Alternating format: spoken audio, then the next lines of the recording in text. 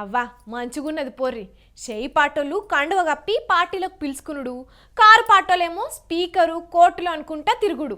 తెలంగాణలో ఏం నడుస్తున్నదంటే ఇగో గిదే నడుస్తున్నది మొత్తం. ఇయ్యాల కూడా స్పీకర్ సార్ను కలిసిండ్రు కారు పాటోళ్ళు. ఇక ముచ్చట పురాగా చూసి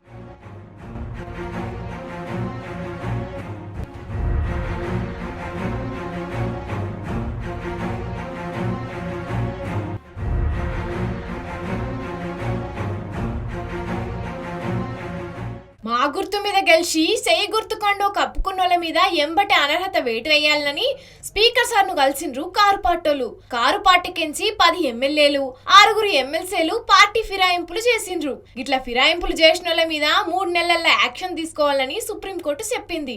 4 నెలల సంధి మేము మొత్తుకుంటున్నాం, అయినా పట్టించుకుంటలేరని చెప్పి ఇలా స్పీకర్ సార్ దగ్గరికి పోయి పార్టీ మారినోళ్ళ మీద యాక్షన్ తీసుకునే ముచ్చట్ల సుప్రీంకోర్టు తీర్పును కూడా స్పీకర్ సార్ కు చదివినిపించిండట కేటీఆర్ అన్న.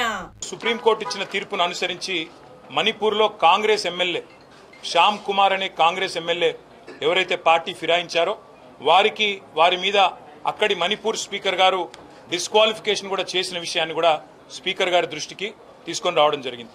కాబట్టి స్పీకర్ గారికి ఈరోజు మేము విజ్ఞప్తి చేసింది ఏమంటే, మీరు వెంటనే నిర్ణయం తీసుకోండి. ఇప్పటికే 4 నెలలు దాదాపుగా కావస్తా ఉంది, మరి 3 నెలల్లో నిర్ణయం తీసుకోవాలని చెప్పి మరి అక్కడ సుప్రీంకోర్టు తీర్పు ఉంది. దయచేసి స్పీకర్ గౌరవాన్ని, శాసనసభ గౌరవాన్ని కాపాడండి. సుప్రీంకోర్టు మీకు డైరెక్షన్ ఇచ్చే పరిస్థితి తెచ్చుకోవద్దు అంటూ కూడా స్పీకర్ గారిని మేము అభ్యర్థించడం జరిగింది.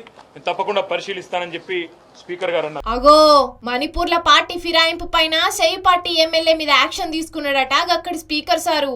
మరి మన స్పీకర్ సార్ యాక్షన్ తీసుకుంటాడో లేకపోతే సొంత పార్టీ మీద ఎట్లా యాక్షన్ తీసుకోవాలి అని ఊకుంటాడో గాని అప్పు కోసం ఊళ్ళల్లో రైతులు ఎట్లా తిరుగుతారో గట్లనే తిరుగుతున్నారు స్పీకర్ సార్ తనకు కారు పార్టోళ్ళు. చూడాలే మరి వీళ్ళు తిరిగిన దానికి ఫలితం ఎన్నడత్తదో.